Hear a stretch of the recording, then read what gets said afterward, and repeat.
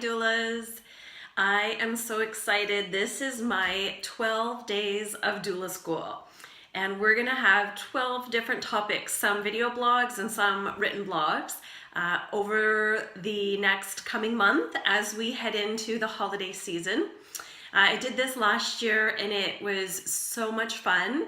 So much work, but so much fun because I got to check in with doulas, new doulas and experienced doulas to chat about what's keeping them up at night. That's what I always say. What's keeping you up at night? What are those challenges and those things that are difficult and giving us a little bit of trouble? And so for the first one in our 12 days of doula school, we're doing how to juggle doula work with young kids at home. So I'm going to share with you some of my experience of being a doula with young kids, and we're going to give you some strategies and some things to think about. Okay, so the first thing is that my kids are no longer young. My kids are way older. I even have an adult kid. I guess that's not a kid, although they kind of act like kids even if they're adults. But I was the most active as a doula when my babies were little. In fact, I even doulaed through a pregnancy and a almost 3-year breastfeeding relationship with my babies. So I've been there and done that. And was it easy? Heck no. But I don't think this work is supposed to be easy. No one said doula work was easy. For me, I do doula work because I'm called to it. For me, doula work is a calling. And if you're feeling like doula work is a calling, then listen on and you can hear some of my strategies for how to manage and navigate being a parent who's a doula with young children. And the other thing that I want to say too is that I also had a partner at the time that worked away a lot of the time. And so for all intents and purposes, from 1 to 2 weeks of every month, I was kind of like a single parent. And when I was most busy, it was after I had my 3rd baby. So I had a baby and 2 other kids at home as well. And for me, giving up on doula work, it was just never an option for me. And that's one of the things I talk a lot about in my doula business program is to just take a step back. Sometimes when we're facing these challenges, we think, oh, this is a problem I can't overcome. I guess I can't be a doula. And that is just so not necessary to give up this dream. If it's a dream or a calling that you have, it's not necessary to give it up because you face challenges. No matter what you do in life, there are challenges. There are challenges to doing a 9-to-5 job, and there are challenges to being a doula. If this is important to you, and if it's in line with your goals, your life goals and your family goals, then there is a way to make this work. So let me share with you some of the common challenges of being a doula with young kids. So the obvious one is that young kids need us a lot. They want their parent there a lot of the time. And that's tough for us. We love our babies and we don't want to leave them when they're crying. But the parent that goes to a 9-to-5 job, sometimes when they drop their kid off at daycare in the morning, sometimes their kid doesn't want them to go. And I'm not sure why we expect things to be different as a doula. That somehow, because we're with them more, that they're not going to be upset when we have to go. And that's a fallacy. That's not true. There are going to be times where you have to leave your kids for a client and your kids don't want you to leave. But that's kind of life, right? So, the only alternative is for you to just never do anything that you want or that's important to you so that your kid is never upset. Now, preventing our children from being upset is not what raises healthy children. Is teaching our children resiliency and coping skills and helping them understand that sometimes parents have to go and do things, but that we come back. And that shows them that. When your kid watches you fulfill your dream, maybe your 1-year-old doesn't understand that you're fulfilling a dream to be a doula and a calling. But as your 1-year-old becomes a 7, 8, 10, 15, 20-year-old like I have, who has witnessed you follow that dream and that calling, that's a really important life skill and that's a really powerful statement to make. So I think one of the things that's really important for us to keep in mind is my answers in this are not necessarily the right answer for you. I'm going to share some thoughts of mine, and I'm going to share some of the things that worked for me. Those things may not work for you, and you might go through this process and realize that being a doula isn't the right thing for you or for your family. But I'm here to help you maybe explore some of those beliefs and challenge yourself to see what else might be possible for you. Okay, so when it comes to leaving, so number one, leaving our kids, yes, bottom line, no matter what else you do in your life, there are times where you're gonna have to leave your kids. So this brings us to the next biggest thing is, who are we leaving our kids with? And I just recently received, many of you know I'm the president of the Association of Ontario Doulas, and I saw an email come in from a former member who was talking about just not being able to continue in the doula field because she had kids.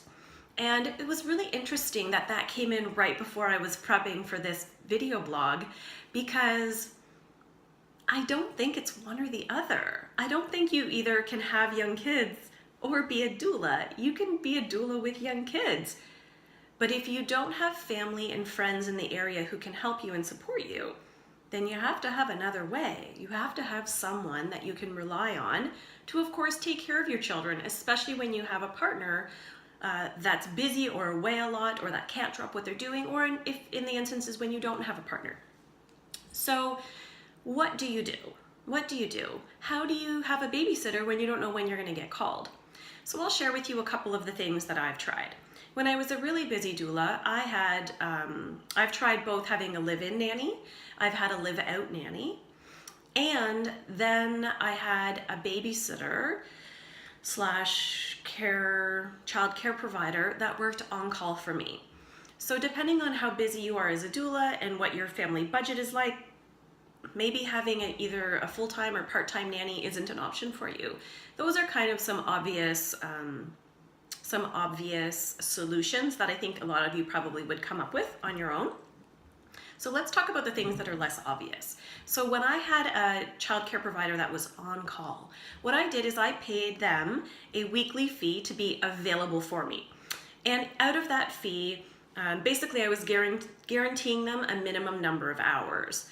I feel like it was somewhere like 3 or 4 hours a week. So either I used those 3 or 4 hours a week for a prenatal visit, but if I went a week and I didn't use that care provider at all, I still paid that minimum hourly rate. So that person knew they were guaranteed a certain weekly revenue, if you will, or fee for being available. And then as I had a client that was due, my childcare provider knew that I had a client that was due, and she went to bed at night with her phone on, so that if I needed her when my partner was away, that I could call and she would come and take care of my children overnight. And then I paid a premium for overnight care and support. That worked really, really well, and I gotta be honest, it didn't happen all that often that I had to call her in the middle of the night, even when I was a fairly busy doula. And the busier you are, then of course the more you could afford to pay for someone like this. So that's an interesting option to consider. What I would encourage is for you to not just wait for this magical Mary Poppins childcare person to fall into your lap, but be very, very specific about what it is that you're looking for and what you need from someone. This is one of the things we talk so much about in the business program, is being really, really clear on your goals.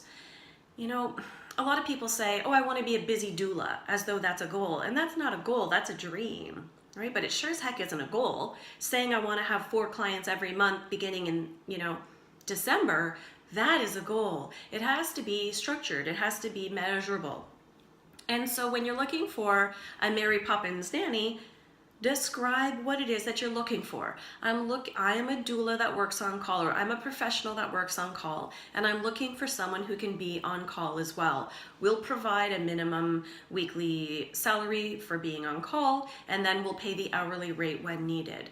Be really deliberate and really clear about that. The other thing that you could consider, so let's say you don't want to do that, maybe you only take 1 client a month and it's not worth it to you to be paying someone to be on call. Then here's my next plan. My next plan, and I did this for many years as well, I've tried for many years over my career and worked really well for me, is being in a doula partnership, or And I don't mean corporate sort of structure partnership. I mean a doula dyad. So you both share on-call time and off-call time. You interview together, so the client is choosing both of you. The client knows they're going to interact with both of you in the prenatal visits and get to know both of you, and one of you will be available for the birth. Lots of different things in terms of figuring out the financial structure of how that works. But if your life is such that you really want to be a doula and there are things that are coming in to make that more challenging, address those things and find other ways. So maybe finding that perfect doula partner is the best thing for you. So that's another option that could work. Now, how about when we have to leave on a dime? You know, there's a client goes into labor and they didn't call us in early labor and now we have to drop what we're doing. Well, that's part of who have we figured out is our support network. And you know, as doulas, we are the first to say it takes a village to raise a child. And so often we're trying to do everything on our own. So you've got to create your village. If this matters to you, create your village of people that your kids get to know and trust and are comfortable with. If you have an island of a nuclear family, and as soon as your kid spots another human being, they're freaking out, it's going to be really tough for you to be able to walk away, you know, or for your child to wake up in the morning and for you to not be there.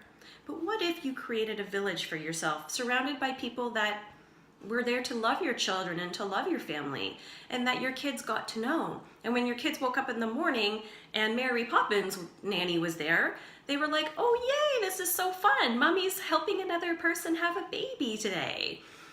That is possible. My kids were raised like that, especially my third one, because I was a full-time doula at the time. My kids were raised with lots and lots of loving people around them. And you know, kids will always benefit from that village and from people being around them. So maybe it's that you need to take a step back and build yourself a village. And maybe some of that is friends and family members that you open your life up to, new friends, you know, new people that you connect with from your community and that you become close with. Or maybe it's hired support. It doesn't matter as long as our kids are well taken care of and we have someone that can take over for us when we're at Tommy's soccer game and our client needs us to leave. In our next video blog, I'm going to talk about living life on call, because part of this challenge that we have about being a doula with young kids is also that idea of how do we live on call? And living on call is partly about us and how that feels to us, but it's also about how we manage the life around us. And that includes our family members and our children if we have any, and partners and pets and all of those things. So we're going to talk more about that in that segment. So I'm not going to get off on the derail on that too much right now. But basically, just to wrap up sort of that concept of taking our own advice and growing your village. I think that's just a really important part of being able to be a doula with young children especially. And I think that covers really some of the biggest challenges about being a doula with young children. Hey, when it comes to things like being pregnant, listen, be a doula as long as you're comfortable with it. I think I was a doula probably until I was about 7 months pregnant. Was the last time that I attended a birth. And then I know I started back up. I think my baby was a couple of months old. Now, for me personally, and this might not apply to everyone, but I pumped really easily, and that worked for me. I had really good supply, so I always had breast milk in the freezer, and my clients never minded that I took 10 minutes to either go into the washroom to pump or pump in the corner while I was at a birth. That was really not that big of a deal, given that was about to be their situation, right? To be trying to navigate life and manage life as a new parent. So for me, that was not a problem. For you, that may not work for you, or you may make other decisions or other plans. I've definitely heard of doulas where the partner brings the baby to the hospital and the nursing parent will just the nursing parent doula will step out of the room to nurse the baby and then come back. Now, there are some professional considerations in that in terms of that would probably take a little bit of time, and we would then, of course, our client wouldn't be our focus during that time frame. But let me tell you, the clients that I took in those early months when I was breastfeeding, they knew full well that that was part of having me as their doula, is that I came as a package with that. and they didn't mind, but it was something that we did talk about ahead of time. And if that wasn't a good fit for a client, then they were going to hire somebody else. So I worked with clients who really specifically wanted me as their doula, and were very open to what it took for me to be able to navigate and manage that whole life thing. And just in general, I think as doulas, and women and men and humans, we are so often putting other people ahead of us, ahead of our dreams, ahead of our desires. We have this social programming sometimes about prioritizing ourselves as being selfish, and to me, there's nothing further from the truth. I think being a doula is actually a really selfless role, and if it's something that matters to you, I mean, I think making that happen and find a way to make that happen and prioritize yourself in your calling, man, let me tell you, this world is a better place when we are all fulfilling our life's purpose. Your kids are going to be better off, your partners are better off, your families are better off. I know darn well your communities are better off. So if this matters to you, I would highly encourage you to prioritize yourself. Don't give up on your dream because it's hard. Because you know what? Shit in life that's good is hard sometimes. And I think it's worth it. I'm so glad that I didn't give up. I've had many opportunities over my career where I was dealing with vicarious trauma or difficult births or challenges, life circumstances and challenges. And you know what? There are times where I took a break. Yeah, absolutely. And do that if you need that. But I came back because this mattered to me, because this was my calling, and this is why I was put here on this earth. There's no question to me. And I just think what a disservice it would have been to have quit because it was hard. So I'm glad for all the people who continue to support me. And if I can be that to you, I'm happy to. If I can kick you in the butt to keep going. If you have challenges that I didn't talk about today, please put them in the comments because I'd love to hear more about them and be able to address them there as well. And on our next session, we're going to be chatting about living life on call and how to do that without feeling totally overwhelmed. So I'll see you on the other side, doulas. Bye.